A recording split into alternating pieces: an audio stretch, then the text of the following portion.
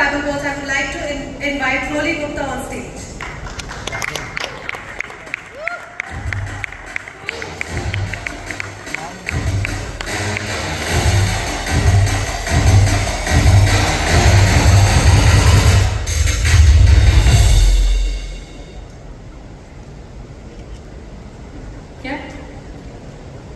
Good evening, everyone. Today we are at Techsparks, which is a place where all the tech startups of the world, of actually India, converge every year. And today, standing here, I want to share with you guys an experience that all of us have gone through, either as us running companies or when we were looking for jobs. So I want to share with you a little interview snippet. Sagar, I see you have worked as backend engineer at ShareChat. What were some of the key projects you worked on at ShareChat? So I was working on redesigning messaging. That was one of my biggest projects there. What was the most challenging part about redesigning messaging? I guess it was real-time messaging events. When it was as challenging as the events. Oh, okay. So how did you handle real-time messaging events? We used Kafka for that, and Kafka can handle million messages per second. Got it. Thanks for sharing that with me. So who do you think the recruiter was there? Oops. Sagar. Well, introducing AI recruiters by Babblebots. What you heard was an actual conversation between an AI recruiter and a real job candidate. These conversations can go for almost, on average, 15 minutes, and you get to know everything that you wanted to know about that person, which is like hard skills, soft skills, confidence level, etc. They can interview for both technical and non-technical roles and any role in between. There is no interview scheduling hassles. That saves a lot of time across the board. And with powering with models like GPT-3, it allows us to create this unique conversation for every candidate because each candidate is unique. We have been fortunate to be adopted by many customers in the stealth mode itself. We just came out of stealth last month. And many of them are already seeing a 10x improvement in their time to hire. I'm Rolly, I'm the CEO and founder, more importantly, and I want to share why Babblebots came to the picture. It was actually a problem that I faced when I was trying to build a large sales team for a fast-growing edtech most recently.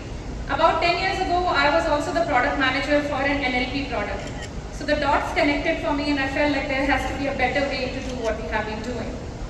But along with me, I have a core team, which is, all of us are IIT Mumbai grads, but the core team, rest of the team is computer science grads, and honestly folks, I have never worked with a team that moves faster. With this team, we are building an AI-first product in India and for the world. This is a $500 billion market every year, so it's a huge space we are going after. Our holy grail in recruitment is show me the best person. So we have an early mover advantage in both data and engineering here. And we are looking for 1.3 million. Thank you. So much for that presentation. And now we are open for Q&A from the jury. Hi, Rohit. Have you collected any interviewee feedback on what their experience is when they're interviewing with a bot? Yeah, they actually quite love it. In fact, what happened, so we were in stealth for almost 15 months because what we wanted to get right was that the candidate should feel comfortable because otherwise nothing matters. So in the beginning, we were doing a lot of beta tests with like college students and others who would potentially be like, your candidates. And they were loving it because they felt like they had no pressure. They felt they were not being judged during the process, which was an interesting insight that we found. And actually the fact that experienced candidates also find scheduling interviews a trouble.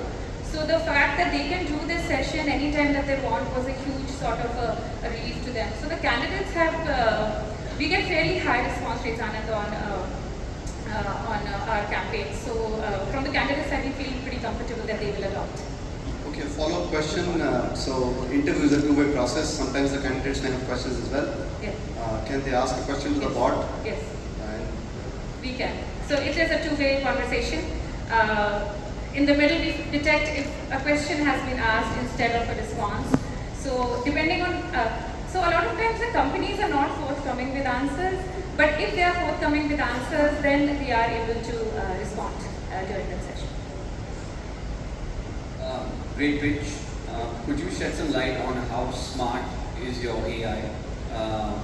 In terms of, yes, I mean, you're taking inputs from a candidate, but behavioral characteristics, motivation, whatever it is, right? How does it pick up on that? Can you shed some light on that? Yeah, we have only 3.5 minutes because that's the one that comes up the most, which is how do you assess after this interview is done, what happens next? So we have built our own models that detect the confidence level, detect the English proficiency. We can also detect theoretically if people are giving the right technical answer or not. So we can ask those questions and we can detect if the answer was an appropriate answer or somebody was just saying a lot of things without value. So these are the things that we have internally built and it is possible to detect it. We are adding more tests as we go along, but even things like psychometric and stuff. So it is actually a multimodal interaction. So in the 15 minutes, you have the voice interaction, but you can put some multiple choice questions just to check a little bit on the hard skills that do they know, coding thing or an analytical or logical thing. So you get a fairly wide 360 perspective of whether this is a suitable candidate.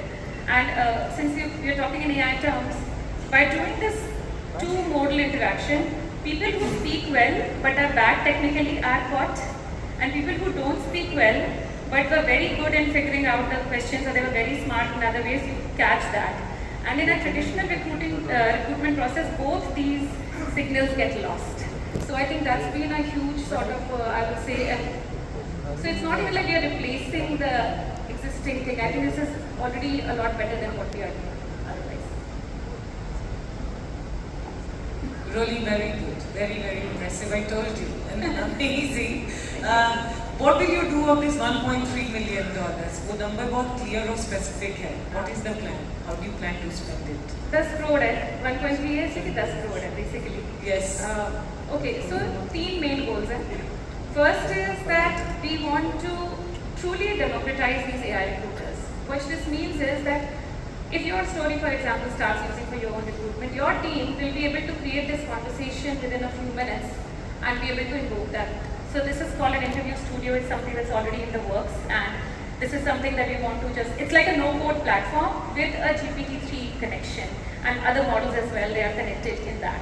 So you'll be able to do that. So basically, once we get there product-wise, there is no limit to where we can expand to because we are already supporting 20-30 languages already. So there is no, we are fairly global from day one. So that's the first thing, that we want to go deep in the product, both in terms of access as well as in terms of what we can do in terms of the assessment of the candidate. So that's one. Second is, we want to associate AI recruiters as a term with Babblebots. Nobody is doing this, by the way, in the world. There isn't another product like this. Maybe there is adjacent things, but nothing that looks is completely comparable. So we want to have the synonymity. And what we want to do with that is that actually candidates will become even more comfortable and everybody will be familiar with that. This is how the first round interview happens. So that will work. And the third point was that we want to onboard about 200 customers within the next year. And it is looking quite possible. So if we have the right kind of capitalization, we'll be able to get there. Thank you, brilliant. Big round of applause for Babblebots. And voting is now open for them. So please go ahead and vote. And if anybody is facing